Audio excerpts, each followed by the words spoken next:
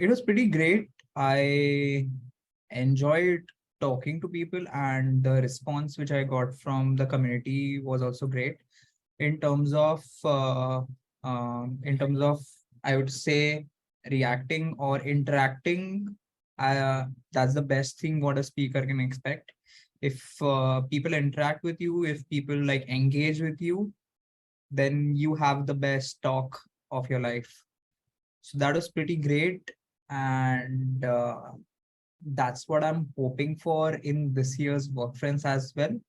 So it's like, what do you say? It's like a journey as such, because you need to give in so much efforts, or you need to put in so much effort to prepare a conference talk. And that's a pretty much a journey in itself.